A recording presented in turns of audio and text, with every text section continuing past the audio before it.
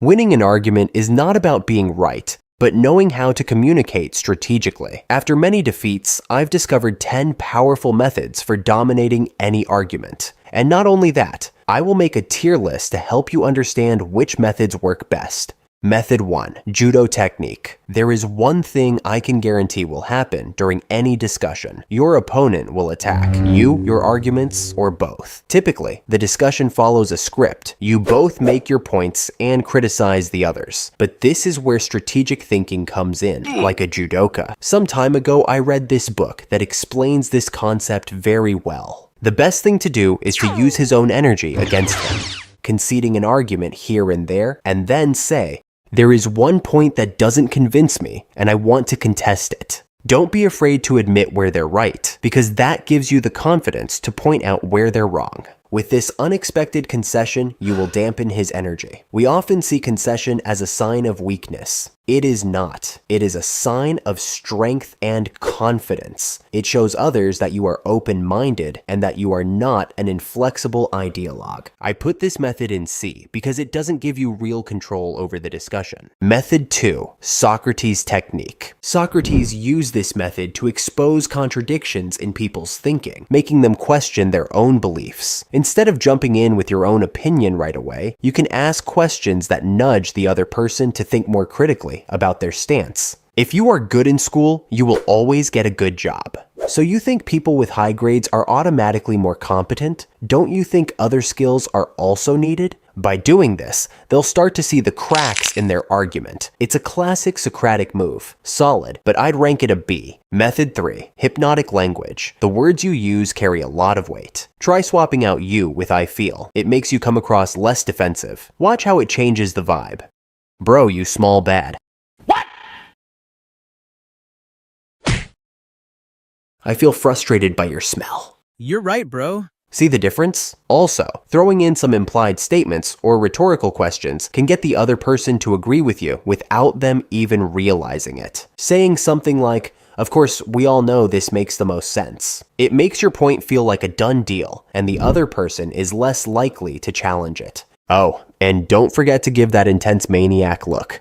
I put this method in B. Method 4. Contrast effect. Imagine you're in a debate with someone who totally disagrees with you. If you start with something exaggerated, your next proposal will seem immediately more reasonable. I'd put this method in the C category though, because it's really only useful in situations where you're negotiating or trying to find a middle ground. Method 5. Information bombing. If you hit someone with a ton of facts and numbers, they're probably going to feel overwhelmed and start doubting their own beliefs. Have you considered the 20% failure rate, the data on the current market, the feedback from experts? A flood of information can leave the other person unable to respond to every single statement, making it seem like you are in total control of the situation. This method is clearly in the A range. Method 6. Gish Gallop. The goal of this method is the same as the previous one, but with a twist. The information you present can be half-truths or even totally false. This method follows Brandolini's law, which says, the amount of energy needed to disprove bullshit is greater than the energy needed to create it. Now, if you're on the receiving end of a Gish Gallop, don't waste your time trying to debunk every half-truth they throw at you. Instead, reveal exactly the strategy they're using, then focus on the weakest argument and destroy it. I put the Gish Gallop in B because the use of falsehoods can undermine your credibility. Method 7. Change of focus. This method is also known as the red herring, and it was made famous by the English polemicist William Cobbett back in 1807. When you feel like you're losing ground, you throw in a distraction to shift attention away from the main issue. The distracting element can easily be one of these logical fallacies I wrote about. This allows you to stall and disorient your opponent. So, yeah, I'd say this method definitely earns an A. Method 8. Coherence principle. People usually stick to their views, right? So, if you can get them to agree on a small point first, you can use that same consistency to guide them toward a bigger idea. If we agree that A is true, then we can't ignore that B is the logical next step. Once your opponent has agreed to a small point, it's harder for them to backtrack on something bigger. If you find an opponent who totally disagrees, it is difficult to get him to accept some points of the argument. That is why I put it in B. Method 9. Rule of 3. People tend to perceive groups of 3 elements as complete and easy to understand. If something happens once, it's just an isolated incident. Twice, it's a coincidence. By the third time,